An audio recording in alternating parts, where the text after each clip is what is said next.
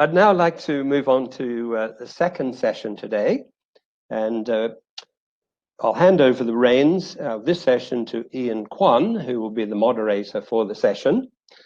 Ian is the Vice President of MRSM, and he's been the lead in organizing this conference. So Ian, over to you.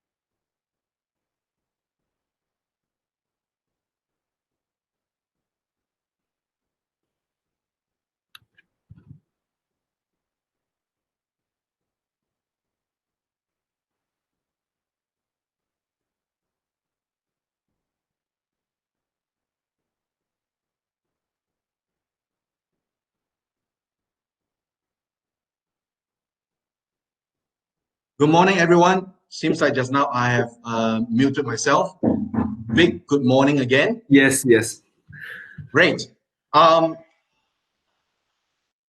morning, everyone. Since everyone's calling me, then I forgot to unmute myself.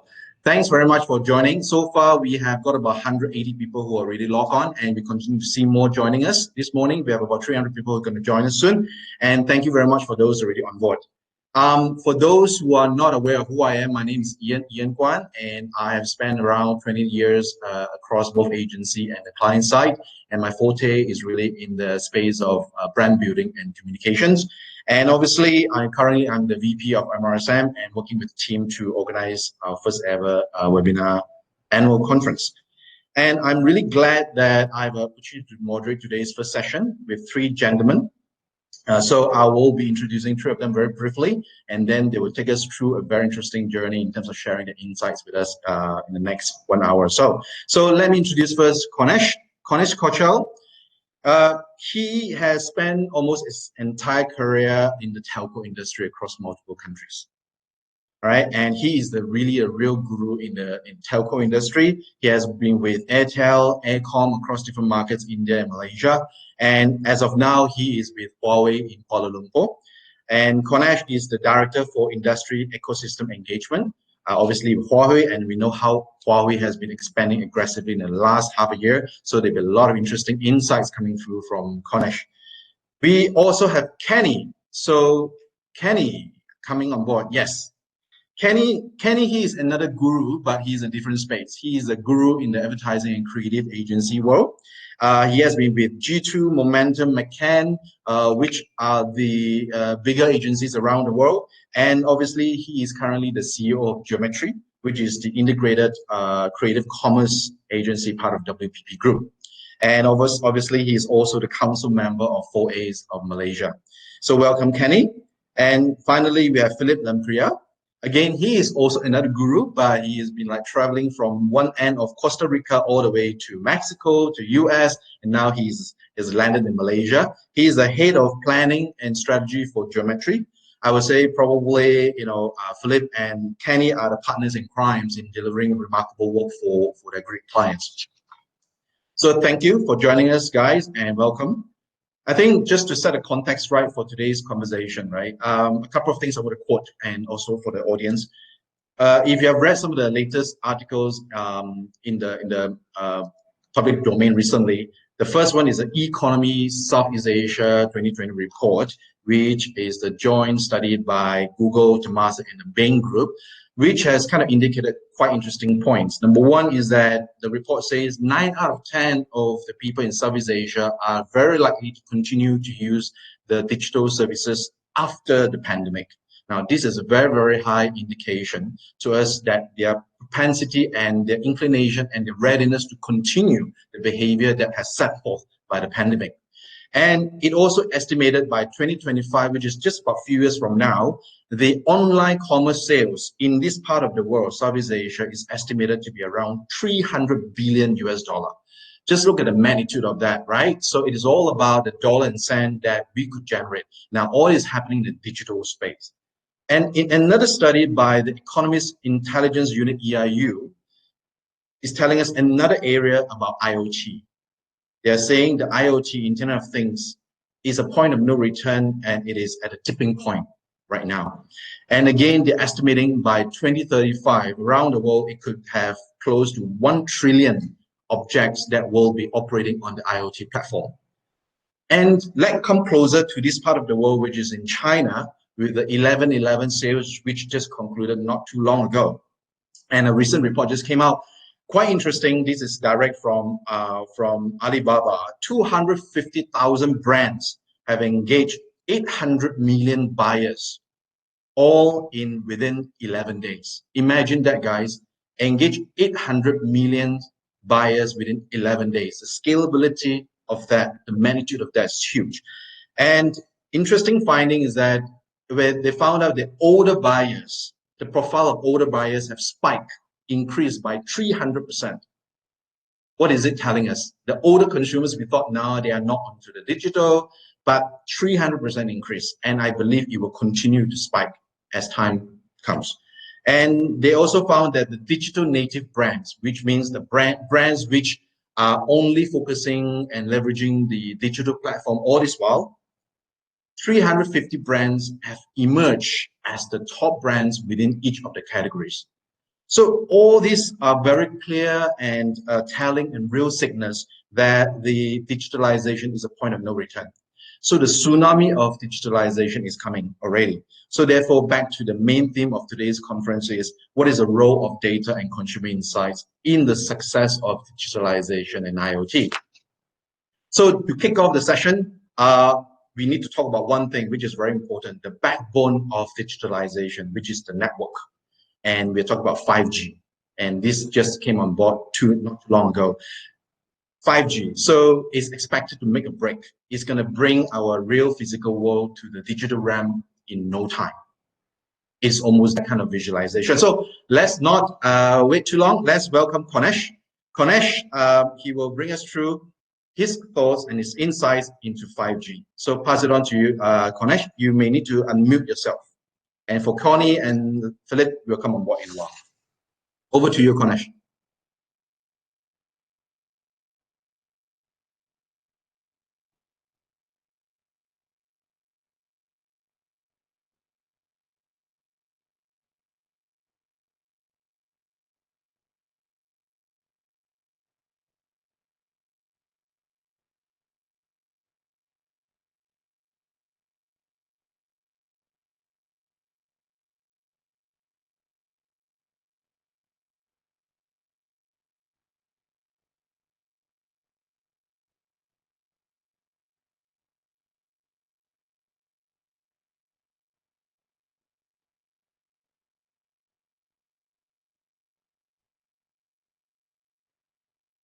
Konesh, we couldn't hear you, so you may need to check on your sound.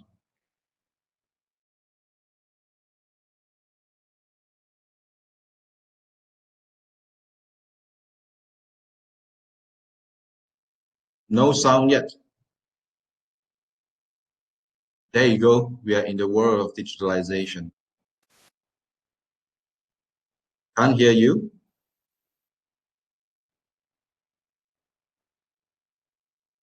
You have to unmute the mic.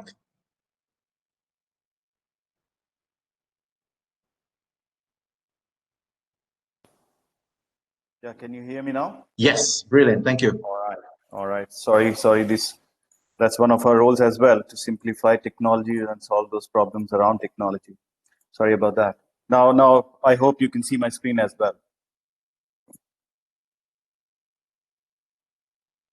Ikwat, can you see my screen, please?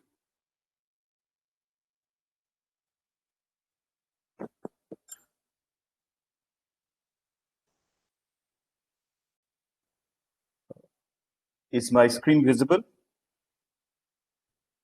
All right. So let me start. Sorry for this delay. Technology always comes in between sharing exciting things. And that's one of our prime roles as well, to solve these technology problems, right? So to start with, topic today that I'm covering is 5G opportunities. As covered by the previous speakers, I mean, digital is into everything. Everything that we read today, everything that we buy today, everything that we feedback today, digital is one fundamental, right? And the reason why I have named this topic as 5G opportunities, because we all have seen at least 3 generations of connectivity, which is 2G, 3G, 4G, and now 5G is coming very, very quickly, right?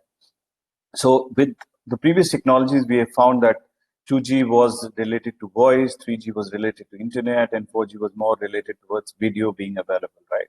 So there was a tendency to look at one particular killer application, right? But those kind of discussions, if you notice, with 5G has disappeared, right? And the reason being that rather than looking for killer apps, we are looking for multitude of opportunities giving 5G potential today, right? And to be very honest, it's a marketer's gold mine in terms of what 5G brings in, right? So essentially, rather than driving up product proposition and experience, what we can now drive as a marketer is truly value. Value that can be created, value that can be communicated clearly, value that can be delivered. And consumer insights play a very critical role as to understand what value we are creating. Let me simplify this with a simple example. I mean, uh, every one of us uses maps, right? Now, maps is a very high-tech solution, but what's the value it delivers? The value is to find direction, right? And since that value is so fundamental and clear that across age groups, across geographies, irrespective of literacy levels, that product is used widely and nobody needs to chase adoption around. So as a marketer, that's how we need to change our approach when we explore these opportunities around 5G. So my presentation is about that approach that one must take as a marketer, given today's digitalization journey, to create those necessary value opportunities. Okay. So moving on.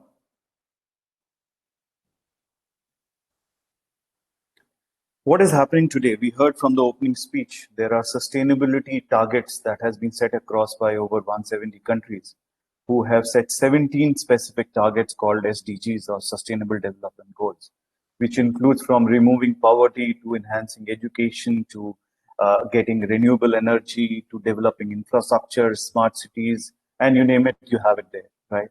Why is it needed? Because today what is happening, given any country, 60 to 70% of the population remains in, if not the capital city alone, in top 3-4 cities, right? Reason being, there are better job opportunities. The quality of life is better. There is safety ensured for each and every citizen. There's better education. There's better healthcare. So now all these cities are suddenly overloaded with population, and you need to guarantee services to each and every citizen in a very, very uniform manner, right? So what it does is every industry wants to deliver their respective services through a medium which is digital, right? Therefore, that accelerates their own digital transformations in terms of manufacturing, in terms of taking their products to the market, in terms of getting feedback from the market about their product.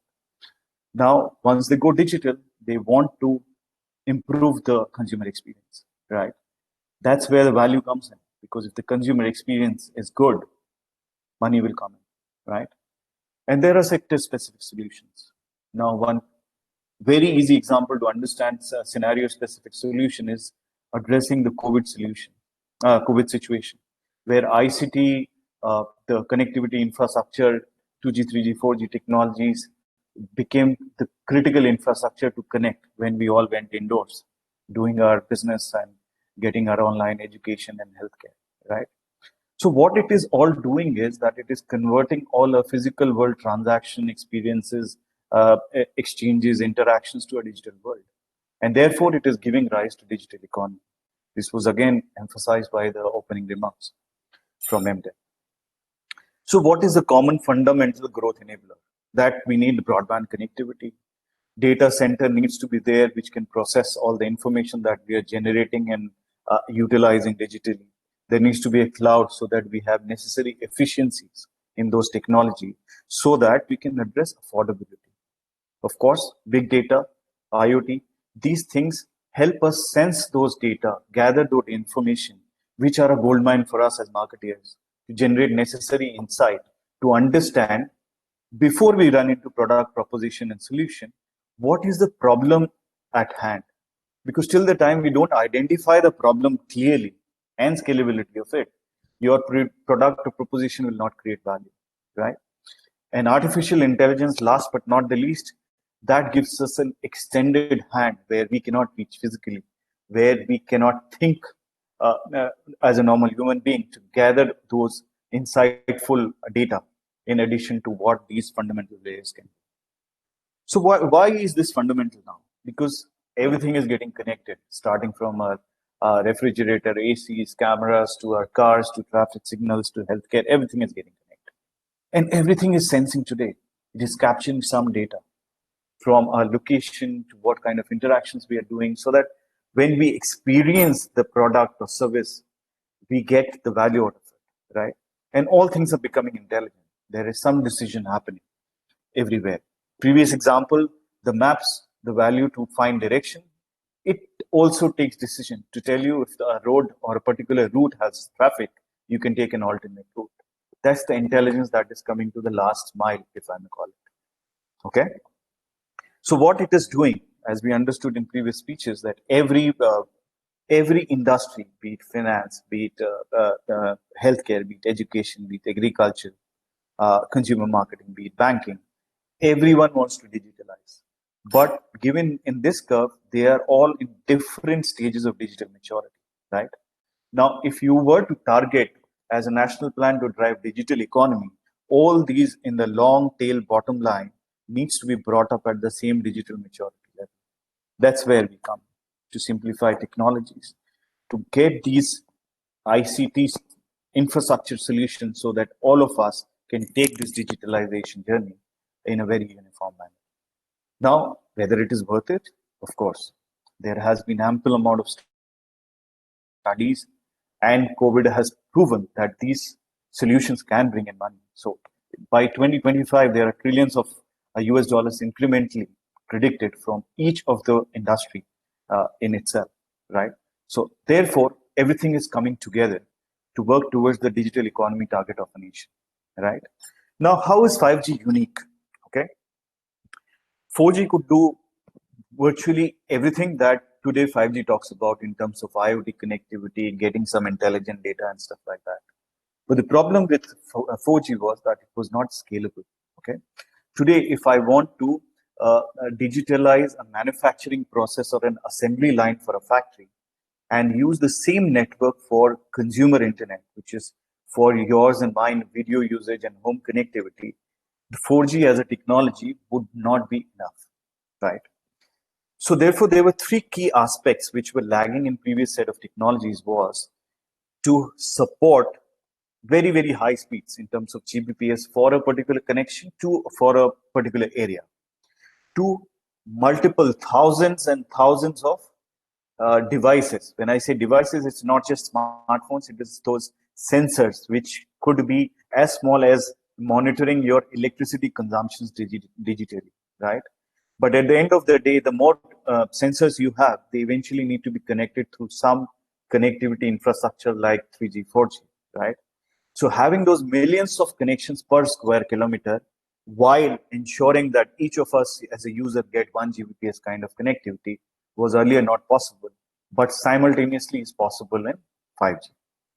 Third very critical aspect when we talk about last mile decision making, when I deploy a connectivity solution in assembly line production in a factory, there are many, many measurements and many, many decisions that need to be taken on the spot, which depend on multitude of measurements as well as calculations around those measurements, right? So you need quick decisions. You need decisions in milliseconds, less than 1 millisecond probably. So that is something in technology term is called low latency. One must understand it very easily. If you're driving on a smooth road in your car, you will drive faster versus if you're driving with a road with potholes in it. So the potholes will essentially make you slow, right? So latency is to create that necessary smooth road so that there are no delays because of those potholes, right? Because till the time you don't do it, you cannot ensure that decision making is as you need. One very easy example to understand is we are hearing about remote surgeries today. Imagine if your doctor gets to know how to make a cut after a second, your life is in danger, right? So low latency comes into play in very, very critical use cases. So having covered all these aspects, right from standards to products to devices from 5G, it has opened a entire new set of opportunities towards customers, towards business, and towards a lot of industries. So B2B to X is typically the industries, whether there is a use case in manufacturing, whether there is a use case in connected vehicles. Typical example here is a connected vehicle, which is going to be quite an exciting area few years down the line, not now, because it also needs some maturity. So it encompasses vehicle to vehicle connectivity, vehicle to pedestrian connectivity, vehicle to industrial connectivity, so that our lives are safe, there is better traffic management and stuff like that. And in business to business opportunities, there's a lot of edge computing in the sense last mile decision making, typically in manufacturing and other areas. So 5G helps synergize all these infrastructure. When I say infrastructure, there is a network connecting a factory, there is a network connecting our home, there is a network connecting our car. Now, if I can bring all those networks together as one, that's where 5G fits in. Why it is necessary to do? Because I have one network delivering all sort of services. I can put in all cost efficiencies in the signal network so that the service that I am getting is more affordable and I can still pay money for it, right? Is 5G the only technology that is massive? No, not really. What 5G does is it connects many new technology innovations that have come in recent times. When I say recent time, it's not 5 years, it's not 3 years, it's maybe last 2 years, which is AI, cloud computing. All these things come together when connected through a 5G network on the last mile, which could be fixed, which is F5G is fixed environment and 5G is a mobile environment. It really uh, increases the digital economy growth potential to multifold because it has a multiplier effect. Now, what it is doing is it is delivering an industrial value in terms of what all things I can digitalize, in terms of processes, in terms of products, in terms of worker safety itself, in terms of logistics and supply chain that enables trade around those areas, right? Social value, our lives are becoming better. Healthcare is available digitally. And that kind of is creating a new sort of normalization within the society. You need not be rich to get this solution digitally, right? Very important thing it is changing is an outside-in development. Traditionally, telco businesses, basically on a map, you decide where to put a tower, put electronics, start giving coverage, and set up shops to sell SIM cards and data vouchers, correct? Now the point is, when I'm trying to connect a factory or an SME as a consumer, that SME need not sit essentially in a populated area. He might be in a suburban or a rural area, where traditionally, if I deploy a data network, I'll start from the city center and slowly move out to rural and suburban areas, which may be 2-3 years down the line. But with 5G, the SME or the industry needs connectivity first as a consumer, right? So therefore, I need to change my approach to build outside in network development, which leads to very important point for us as marketer is to identify problems first. Don't start developing product and propositions. Start questioning, start generating insight to ask right questions, to say, where is the problem?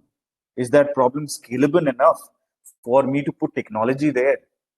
Is there going to be a paying customer? Because then only affordability can be answered. Now, once these things are done, of course, our business models need to be transformed. They need to be scalable. Last but not the least, any new technology adoption becomes challenging if you don't address trust and transparency issues. Digital is built on the fundamental element of being trustworthy. That is something which we always need to keep in mind when we try to generate insights and try to create value. You need to have trust of the last consumer. right? So has this value been understood in 5G? Of course. These are some of the areas that I try to highlight. Given 3 generations of technology, 3G from standardization to commercialization took 2 years, where we could have a few number of sites after 2 years of 3G standardization. In 4G, that took 1 year and almost 200 sites could deploy. With 5G, 10,000 sites were done in 6 months because the value was so useful. With 3G, 7 years later, the smartphone came in, right? With 4G, it took 1.5 years for a 4G smartphone. And 3 years it took to come down to an affordable price of $150. With 5G, the smartphone was available the day 5G was standardized. And budget phone is expected in 2 years. So it's fast tracking everything. Similarly, 500 million users, which took 3G 10 years, now 5G it will take 3 years, right? So what has happened?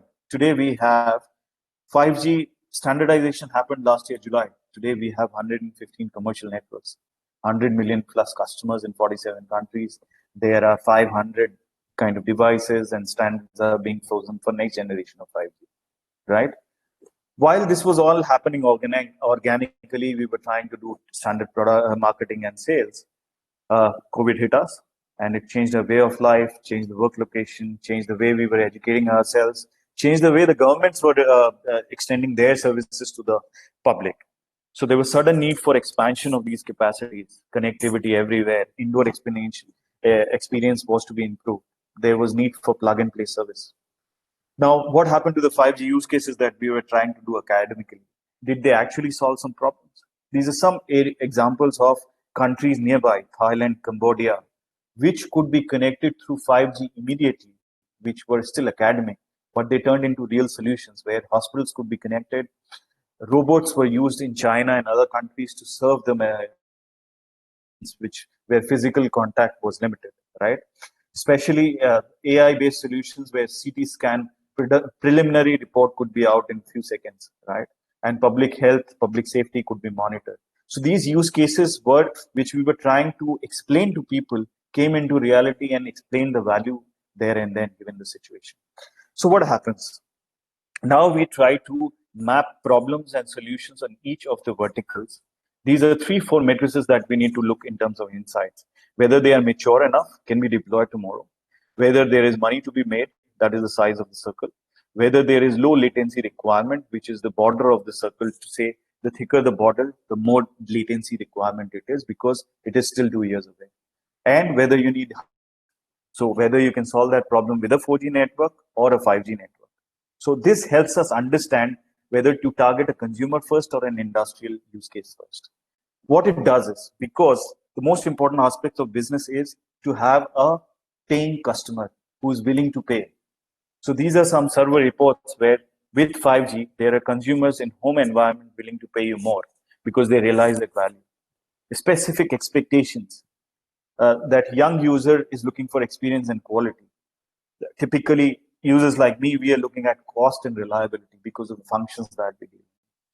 Are there any differentiated values? Of course, people are looking at better video quality. They are looking at AR-based applications to solve their daily needs. There are specific areas like esports where people will just go in without waiting for actual network and everything to come together, but they want to try it out and pay money for it.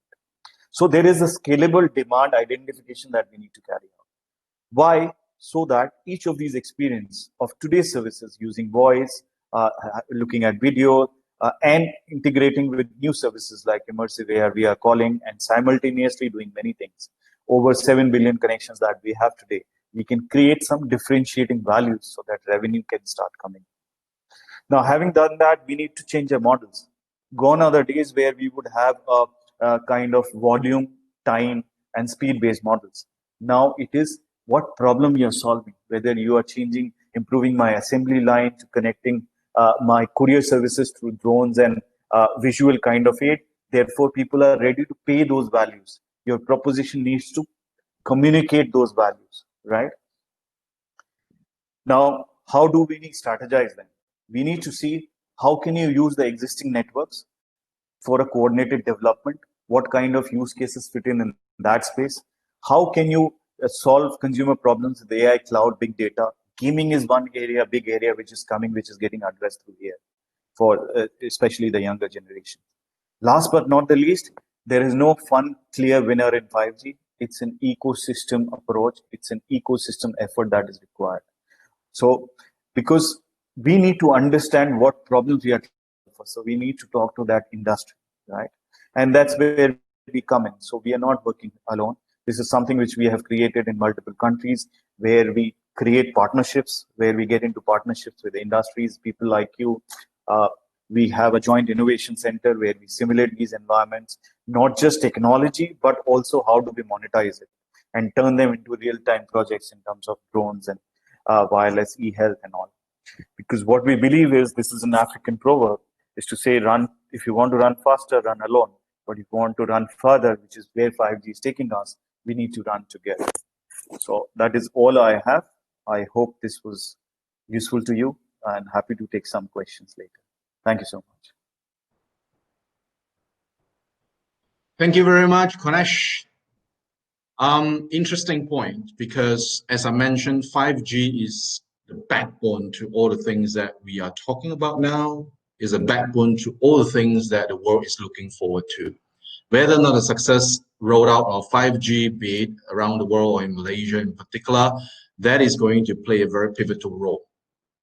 And to see where Malaysia is going to leap faith in terms of digitalization. And we do know that Malaysia is indeed one of the top countries around the world, or probably top country in the region, that is really high in adopting digital, and probably the first or second, if not first, in adopting digital, new digital technologies and devices and everything else. So that is so critical, and it's really great to hear the insights from you, Ganesh, this morning, because you are at the eye of the storm, and you would know best when the storm is going to happen, how fast the storm is going to spin, and where the storm will take us.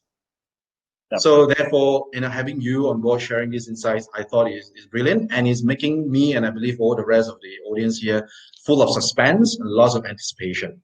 Now, in the next session, in the next day as well, I think the rest of the speakers will share what they're already doing, and I guess your thoughts have already provided them some ideas, some inspirations, or even some wild imaginations of what they want to do and what they could do. So thank you very much, but please hang on. We'll have the Q&A session after the geometry session, and I'm sure there'll be more questions coming from the floor, and we do have some questions, right? Thank you, Konesh. So next, we will have geometry, Kenny and Philip. So these guys are the storytellers. They are at the forefront of implementing things. You guys are the one implement. You guys are the one make things come true, and you guys have done it. So we'd like to hear from you, your experiences, your insights, and inspires. Over to you. Thank you, Ian. First and foremost, I would like to say thank you so much to MRSM invited us for this session, and this is truly inspiring. And I think our role as an advertising agency, with the 20 minutes presentation, we will try to tell you a story. We don't have like fancy charts and graph and all of that, but hopefully we can able to tell you the story, the day in life, how we actually use data to identify the right moments to enrich people's life with technology. So that is our, it's almost like our theme for today. Next slide, please, Philip. So I think, so we are from Geometry, but I think last week, WPP, which is our network, we are combining with VML Y&R to form a larger creative commerce agency. So as we speak right now, we are WPP newest and the largest end-to-end creative commerce agency. And we are very lucky. And if you look at on the right, these are all the blue chip clients that we've been managing. And that allowed us to actually use data and insight and use it in a very unique, different way of planning their communication plan. So the brand like Shell, British American Tobacco, Unilever, Carlsberg, the non-Dumex, CIMB Bank.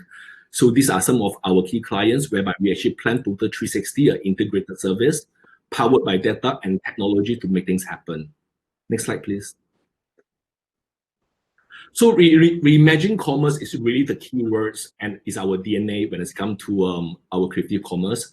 because you can almost imagine the whole commerce landscape has changed. I think due to the pandemic and also the push by the COVID-19 and the changing the behavior of the adoption rate when it comes to digital and the internet and the Internet of Things. And also we are very interesting to hear what the earlier speaker talked about, the 5G, and that will change drastically what common means to us when it comes to offline and online.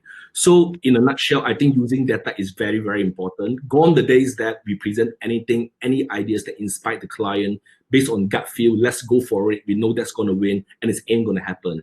I think everything, there is science and mathematics and data at the back of it to validate the people behavior, because understand and unearth those insights is very, very important. Not just that, I think what we believe in and how we work is that using those insights, we want to drill in even further, deep dive even further to understand the micro and the macro moments. These are the moments that actually move people's heart. And if we identify this moment along the entire experience map or their purchasing journey, this is where we can engage them from A to Z to the intended KPIs that we're trying to achieve with our clients. So once again, delivering innovative and valuable experience without those data, without those macro and micro moments, without a journey, we will not be able to identify the right innovative ideas.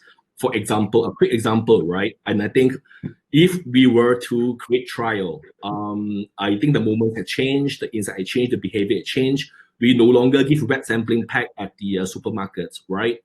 I think because of that, because of the data and the insight, we know people are ordering grocery online shopping. Nothing stops us of throwing in the sampling pack in the grocery bag. When you get the grocery bag, you get the sample. If you like the sample, there's a QR code, and where you can actually buy, I can actually trigger you and prompt you to add something and to buy online. So that is the shift, which is very, very interesting right now. Next slide, please.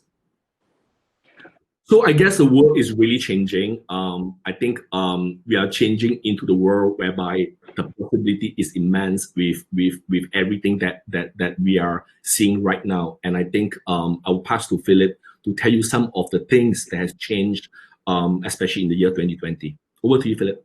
Thank you, Kenny. Hello, everyone. It's a real pleasure to be here today. So I will be talking a little bit about the changing, so what is happening in the world. And the first point is about the people behavior. So there's change around this topic and by different reasons, let's say. So we can see that the lifestyle behavior have been changing. And I'm not just talking about the COVID situation, but of course the COVID accelerated a little bit this point, Today we are living in this hybrid way of life. So that's why we are having this conference in digital, but also the way that people are working, the way that people are buying. So there's a real differentiation if we compare with 2 or 3 years ago. And this is something that will be here to stay in the future. This will create new opportunities that you don't need to go to the office between 9 and 5 or 6 p.m. You can be a more fluid, a more integrated way of living and working, Also the home-based behavior.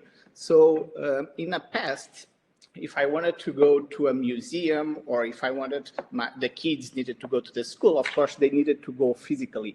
But this 5G and all this technology, they are offering a solution that actually you can be wherever you want, and you can be doing, for example, a safari live in Africa. And this is really interesting. So you don't need to be physically there to watch something, to participate in something. And we are talking about concerts, we are talking about schools, we are talking about museums or wherever. So this will create a lot of opportunities for brands.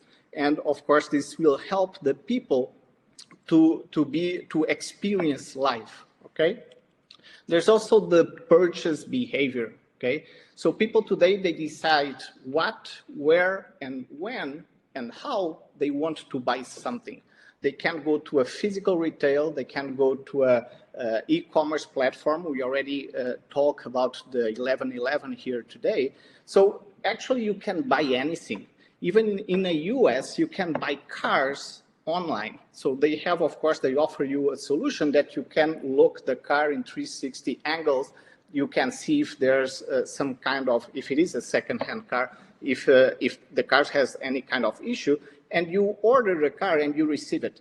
Even so, there's no limit to what the future will be able to sell, because today we think, well, online allows me to buy small items, but not necessarily. There's a lot of different products that it will be able to buy whenever you want, whenever you need, the way people want to have it, right? Also, the interacting behavior, of course, this started or it was stronger with the pandemic, but this remembers me like a few years ago when I was in Portugal, and if I forgot about my wallet, I will be in panicking because, well, I'm outside and now I don't have wallet, so I'm limited. But today, I don't care if I forgot the wallet. What I can't forget is about the phone, yeah? Because even the menu or the ways that I'm paying, it's everything contactless. The only thing that you need, it's actually the phone. So now I have like 4 e-wallet apps in my phone. So I decide which one I want to pay. I can scan. Everything is so accessible, and you don't really need to touch. And this is another topic or another point or another behavior that will be here to stay. Everything is more digitalized, okay? Now, what we see is that brands, they need to gain attention in an era of distraction. So we have so many things, okay? So we see that so many brands want to talk with the consumers. There's so many advertisers. There's so many entertainments. There's so many social medias that actually, if a brand wants to show you something, we need to be creative. We need to understand what is the right moment to present you with something. Otherwise, it will be disconnected. I don't want to be an ad if I'm doing, for example, a home exercise. So because I'm in a physical activity. So we need to merge the brands with the way of people life, okay? And the second point, so the first one was about people behavior, but the second point, it's about technology, okay? And of course, Konesh already talked a lot about this and in a really interesting way. But what we are seeing is that there's an accelerating growth of technology. So you guys can see, based on a timeline, that is getting faster and faster and faster. 5G, it's an enable that will allow robotic, it will allow the assistant, so I can ask anything to Siri or Echo. Whenever I need something, I will be asking, and she will give me an answer. So in the future, eventually, if I say that I need a specific product, she will reply to me that based in my lifestyle and based in my taste, my recommendation is the brand A or B. So the advertising needs to connect with the assistant. It needs to connect with the technology. Even the artificial intelligence, the way that there's the distribution, even the commuting. So everything is changed also based by technology. But what is really important is that we need to integrate people and technology. And why is that? Because if people don't have technology, it seems that we are from the era of the caves. I mean, technology is here to enhance our lifestyle, correct? But also, if you do technology, if you launch some kind of gadgets, just because it's technology advanced, maybe is not really understanding the people needs. So for example, we have some, these are considered the worst technology gadgets from this year. So you can see that there's a typewriter that you need to put your iPad there and then you write. So the question is, did these guys thought about the need of the person? Maybe no. Maybe they just launched something because it was technology a little bit advanced, yeah? Or even a fridge that allows you to connect with Facebook and Twitter. But then you question yourself, who wants to be in front of the fridge tweeting, yeah? It's not really convenient, correct? Or even there's a lamp that is a wine bottle that allows you to connect to the digital world. But then again, so are these guys understanding the moment of consuming the wine? So normally you are in a couple or you are with your friends. Who wants to connect with the internet through the bottle if you have a phone, correct? So what we are trying to say here is that we need to understand people, the people needs and behavior. And of course, we have to leverage on the technology that is available and will be in the future, but we need to merge them. We need to find out what is the sweet spot between what people need and what is the technology available. And this will create the integrated solutions for brands, okay? Now, to do that, of course, we need to understand the people behavior, the people need, the people culture. And for that, it's around data. So for this part, I will call again Kenny to take you guys through. Thanks, Philip. Yeah, so now we are come to the part of how do we actually apply the data into our daily works. And I think go without saying is unavoidable once again that data is science. Data is something that we can fall back. Data that is something that is a checklist that we can validate our work and making sure that it actually subjectively and objectively it make a lot of sense for us to push the particular ideas, right? Next slide, please. So I think whatever that we do, we have a consumer journey, and I think different products, different product category, you have and you want and you demand a different consumer journey. Let's say a high involvement product. Let's say you're buying a car. The consumer journey is going to be very robust. It's going to be very complex because it depends on what car you're looking for.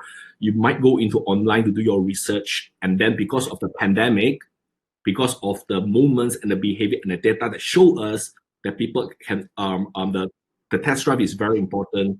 Then the marketers will need to react, right, to actually making sure the test drive can be delivered at your doorstep and you can do the test drive, or even doing the test drive virtually.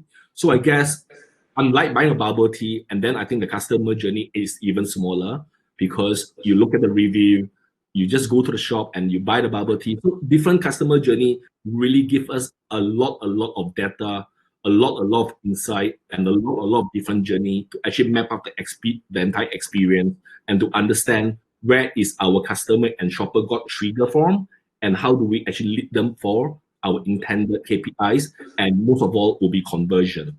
Next slide, please. So I think for the end-to-end data, and I think it's very important to actually provide us these 4 important things to actually mold the entire people insight that we are looking for. And I think culture value is very, very important.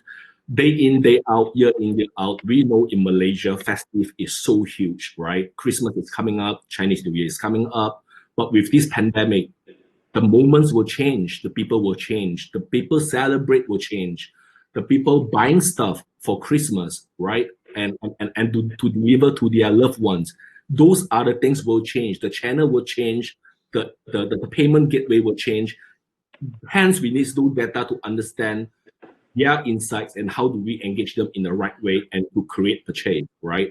And of course, unmet needs and their tension. We need to understand their tension, why they're not buying and why they're buying so much on the particular day, why they're buying so much on 11 and 11. Is it just a trend or is it because of promotions?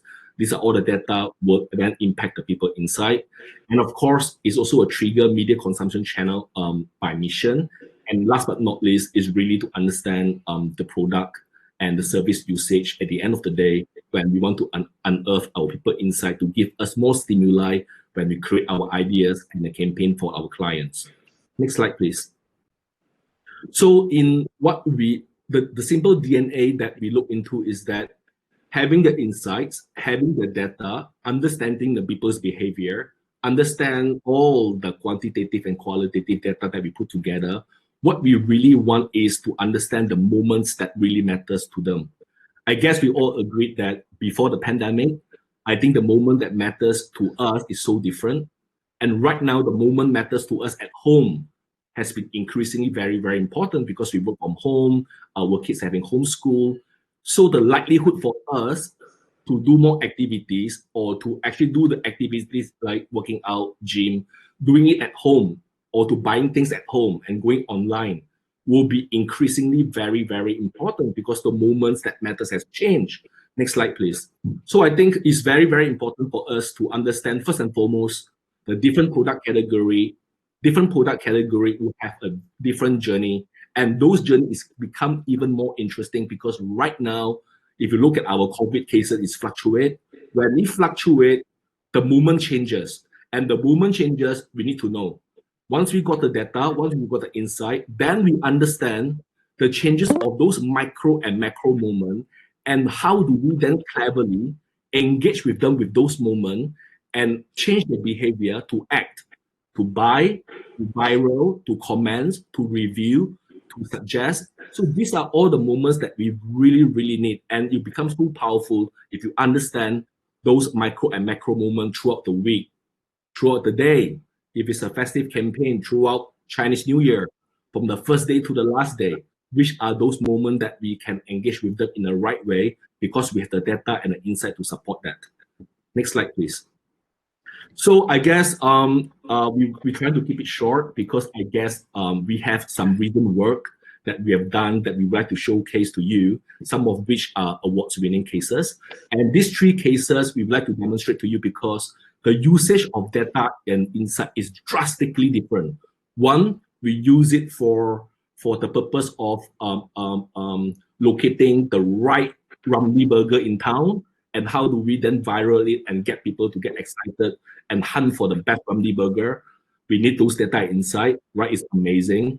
The second one is that we use data and insight to tell us what are the best gift we purchase for the World Cup campaign that people will love and they can connect with.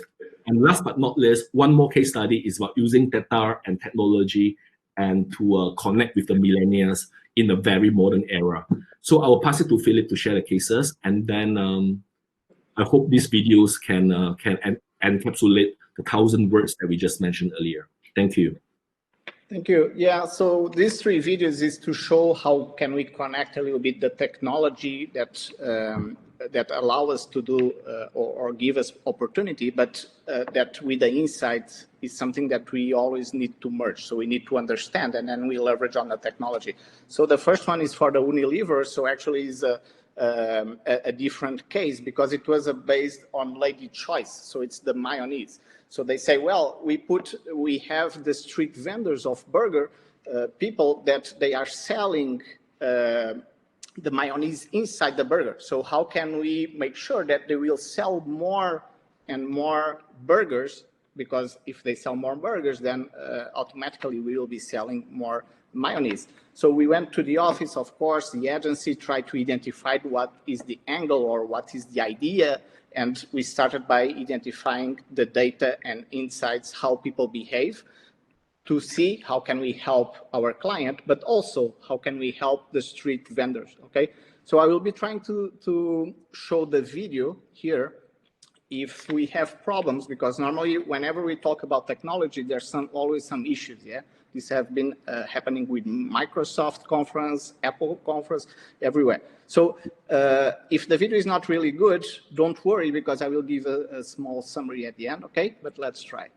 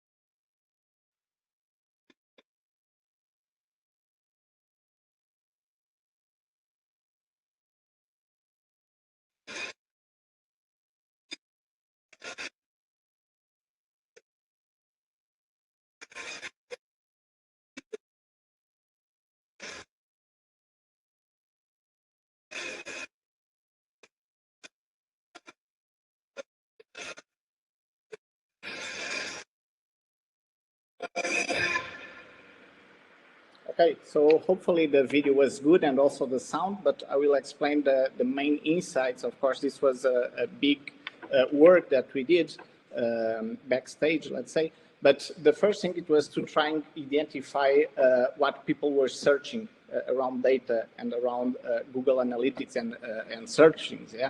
So, and we found out that people were searching, there's a big number of people that they search for the best burger. So, for example, best burger near me, best burger in Kuala Lumpur or Klang Valley, all right? Now, the second one is that when people find out where was the best burger, it appeared in Google Maps. So they see, well, this is near me, or this is more or less in a cool neighborhood. Maybe I go there next weekend, or I will invite my friends, okay?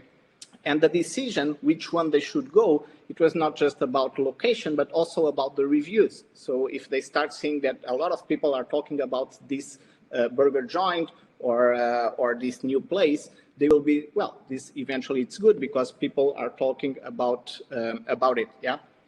The other part is that the big giants, so the fast food companies, they were putting a lot of investment to try to attract the same consumers, so people that like burgers, yeah?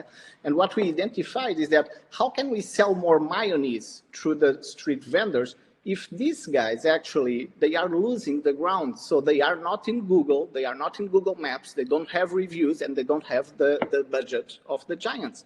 So that's why we said, well, let's step in these guys and let's help them pushing for the digital transformation. So another issue that we identified is that sometimes these street vendor, they are not always on the same place. So sometimes they change places, yeah?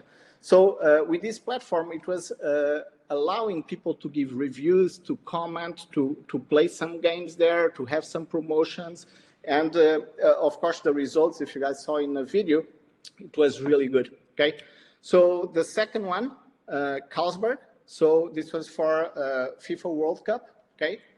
How can we create something around data and also technology that is disruptive? Okay, let's see the video.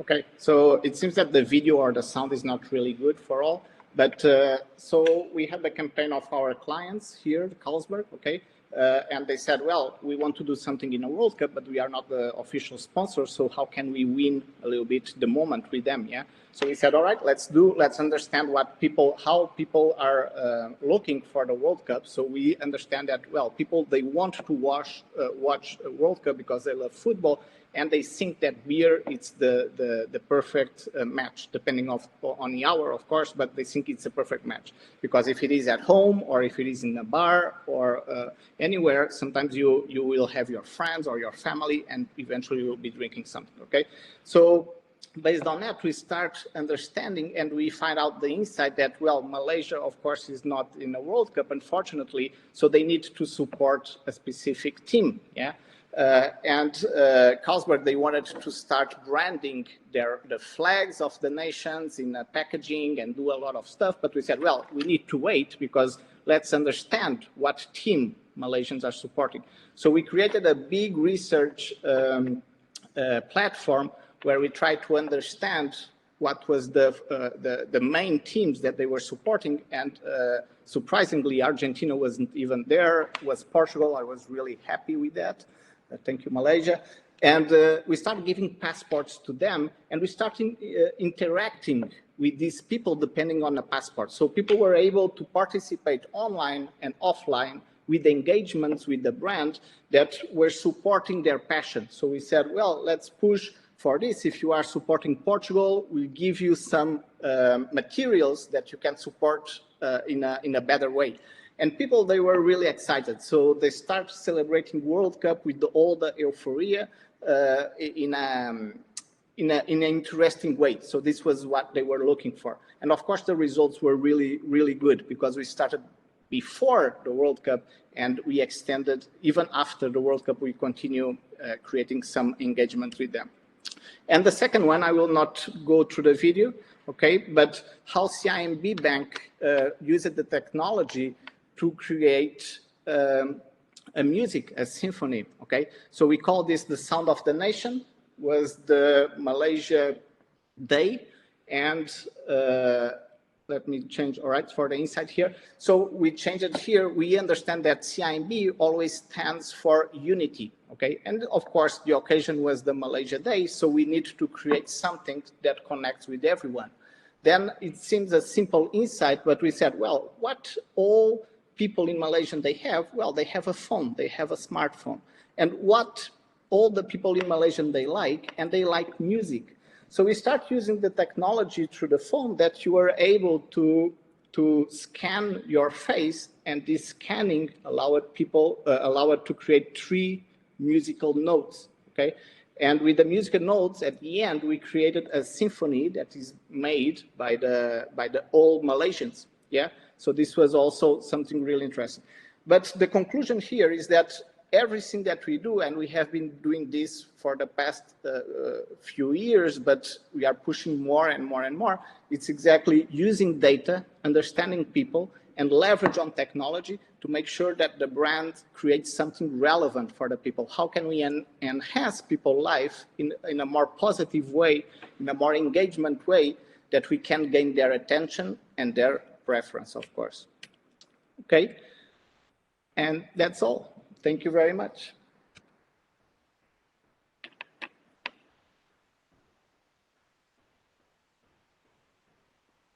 Wish we can show the third video, but Hi guys, thank you very much, Philip and Kenny, the storytellers. Unfortunately, again, we are at the mercy of technology, and therefore we are so looking forward to the storm that the 5G is going to bring on board. It's going to be a game changer to everything. So in the meantime, let's enjoy this kind of disruption a little bit, right? I think very soon we'll forget that these were the disruptions that we ever had. Cornesh, we have you. Great. So, Cornesh, I have introduced Cornesh to the chat group just now, and he has been interacting really aggressively with a lot of questions that came from the floor. So later, Kenny and Philip, you could also do the same and log on to the view room. They have questions. So now we're running behind time. We have 2 other speakers who are waiting. So I would like to wrap it up, but I still do not want to give up without asking at least one question to both of you. And these questions have to do with the market research fraternity specifically, because this is the market research MRSM annual conference, and we do want to get guidance and pointers from all of you gentlemen, because we want to play a great role, a partnership role with agencies, with clients, and then we move forward together. And we do believe that insights and data do have a very important role. So let me start with just one question for, let's say, who should take it? Maybe Cornesh, so that Philip and Kenny can take a break. So Cornesh, one question. Tech companies nowadays, right, they are leading the technology, and therefore they're leading digitalization. But at the same time, we know they are really inclined to look at one side, that is the big data. The big data, which they talk about millions of data points, billions of data points. And that is great, because we know that those data tells us a lot about the behavioral insights. We know really well what they do, down to the mini moments and mini locations and what they do at mini time, right? That's great. But we also know that consumer insights in the original form that we used to say from the market research fraternity is typically also include the whys. things that sit inside the head. And we know that the whys are the genesis of motivation, the need states, right? To know the whys and therefore the behave and therefore address the whys and the mindset and the thinking, the psyche, we will be able to really address the need states. So my question is that how could the consumer insights and the market research fraternity in particular could break through this paradigm that we will have a role? Yes, you are.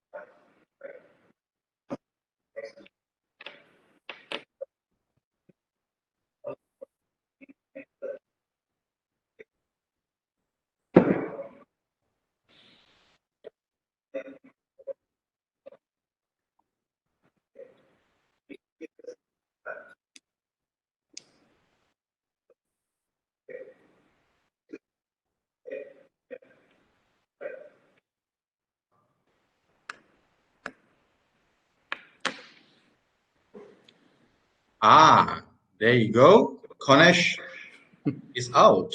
I wonder why. It's very apparent, Ian. I think we need the 5G as soon as possible. Okay, while we are waiting for Konesh to come back, I think probably take some time to come back. Then let's proceed, guys, to you guys. Again, out of some questions that I have, this is the thing. We talk about moments, right? We talk about moments, and we know what moments are all about in the traditional world. But of course, you guys talk about what moments are in the digital world. And I think that will continue to evolve. Again, I would like to come back to the market research fraternity. You guys as an agency, I will see you guys are the ideators. You guys are the implementers, almost the dream makers for your clients, right? Dream makers. And hi, Konesh. Sorry, I guess I just got bumped out. Ah, okay. Fine, no problem. Let's stop the geometry side. Let's continue from your side. Let's take 1 minute or so. Okay. Right. So what I was saying was, rather than immediately jumping onto the question, why, let's get answers to what, where, how, and when, right? Getting that context right, putting yourself as a consumer, because each one of us today are as good as any new user in the digital space for most of the services, right? So don't tend to become a marketer and say, I know the space, therefore I need to get answers to why, right? We need to understand the problem first. I always tell my team and other people outside that it's not about problem solving. It's about problem identification for digitalization journey first, right? If we do that first, because there are so many problems to solve, you need to prioritize, right?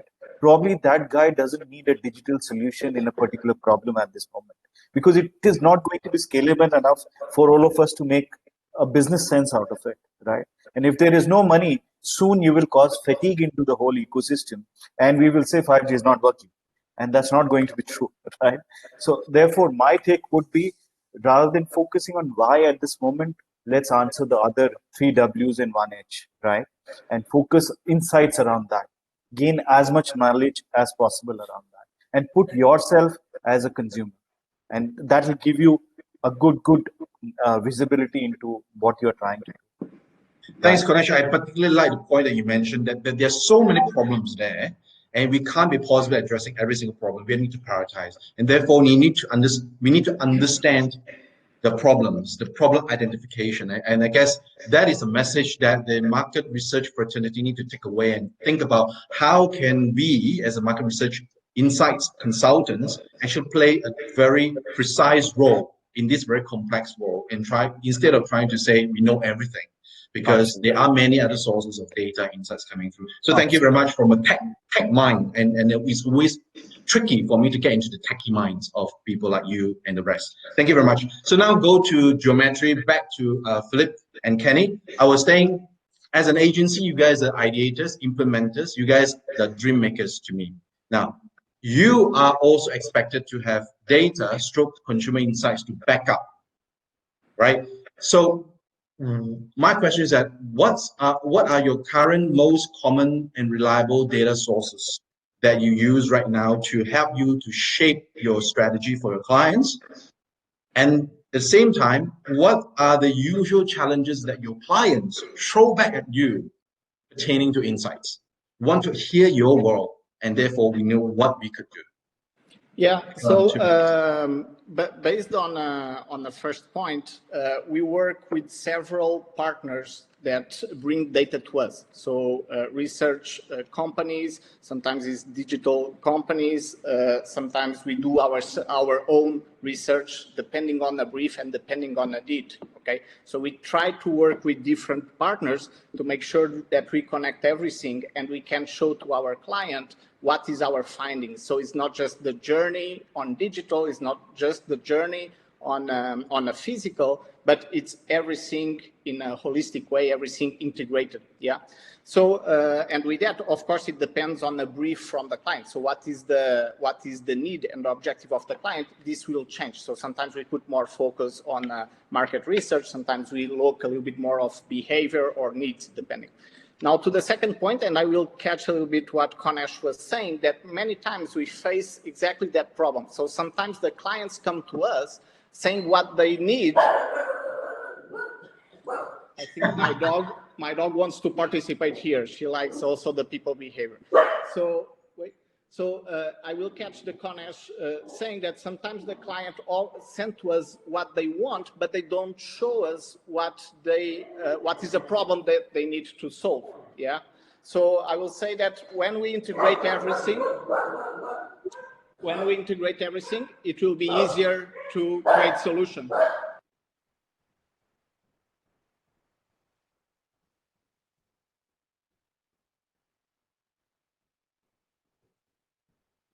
Hello? Yeah, that's it. Yeah. Okay. So, Kenny, do you have anything to add?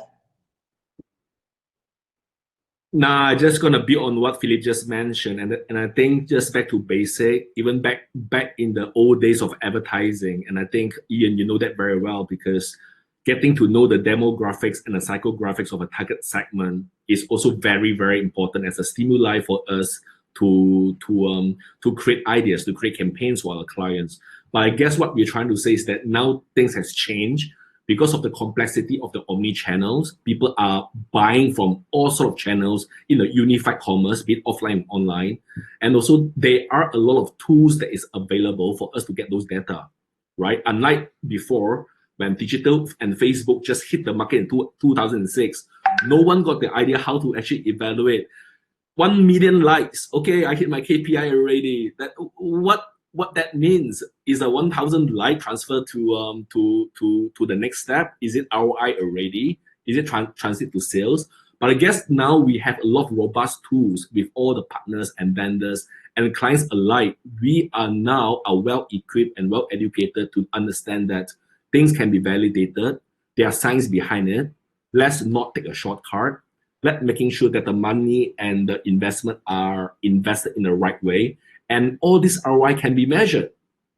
So I guess this has pushed us to an era whereby you can't run away from science. That's what I'm trying to say. And the beauty part is that when you put science, technology, and people together, and that is a future, right? As Cornish pointed out, without 5G, our behavior could be, with 5G, the behavior could change even more. We will get more connected.